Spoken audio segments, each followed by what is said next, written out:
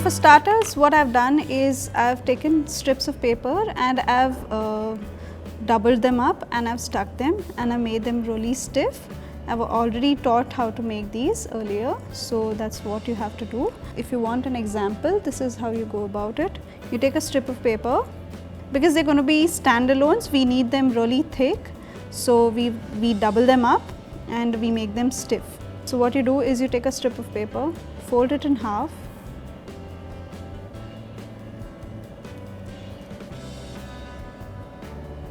you've seen me do this when I taught the nameplates.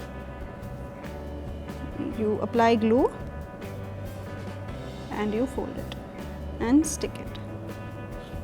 And you allow it to dry, and once it's dried for probably half an hour or 45 minutes, only then you start using them.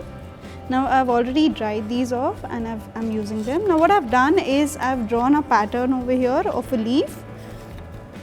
You can draw whatever pattern you want. This is a really simple one which I'm going to be teaching you all right now, and we'll start with this. So what we do is we apply glue just a little bit,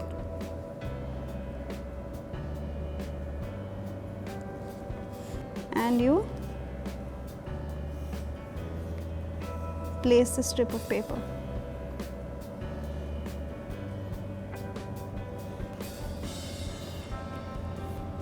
As you're doing this, give it some shape with your hands, with your fingers, with your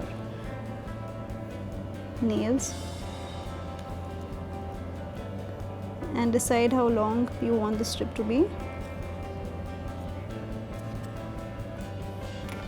Mark it with your nail and cut it off. If it's a smaller strip of paper, what you can do is have a small petri dish or a dish or something of some sort and put some glue inside it and dab it a little, and then you can dip these strips in that glue and stick them over here. That's upon you. What I'm doing is I'm just applying glue directly over here on the card, just a little bit. Don't apply a lot or it will go haywire.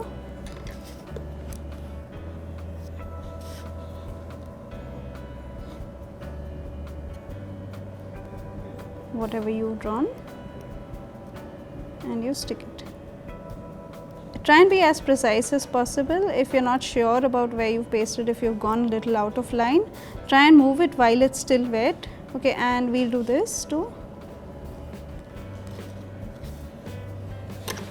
Once again, measure it out, cut it, apply glue.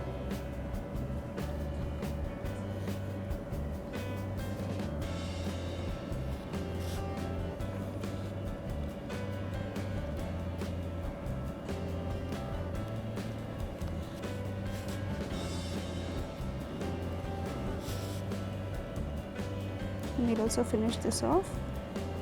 Measure it out and fold it with your fingers.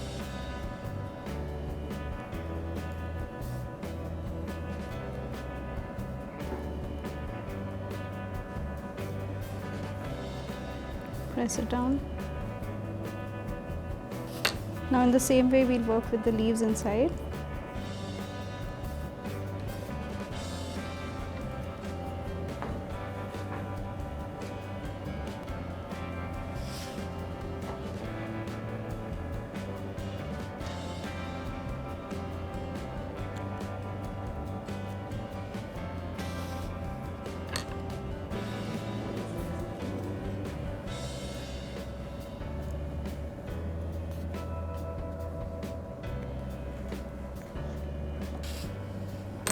So this is what you do, and you continue this for the entire leaf. And what you do is use your brush pen. If you don't have a brush pen, you use your watercolors at home or your acrylic colors or whatever colors you have at home, and you paint inside. This is how it will look. You wait for it to dry a bit and then you paint inside so that it paints over the glue and everything. And what you can do is you can add your little stems or something like that, a little deviation from your regular leaf, give it some design. Your brush pen also acts like a watercolor brush, so it's much more easier to use and less messy. And in the same way you do the entire thing, the leaf, whatever colors you want you can put, you can add, you can use greens for the sides over here on the edges, and you can paint it like this. Add a bit of color, add a bit of quilling also if you want, and finish your picture. Now once that's done, I've made something really tiny and really cute, and I'll just show it to you. So I've used the same method over here, and I've done this, I've made this. This is a little bit more intricate. Once again, it depends on you completely how you want it, what kind of design you want. I've used brush pens inside. I've merged two different colors over here. This is yellow and dark green, and a bit of yellow over here. And I've just added extra embellishments with quilling itself. You can do the same over here. Make small frames out of these. You can also use this on a greeting card or something like that. I also made one over here. This is much more intricate. You can fill up the entire, you can put a little bit of color in between, and you can fill up the entire flower. It gives a little bit more effect to the entire frame which we've made. Now what you can also do is, I had made this ages ago.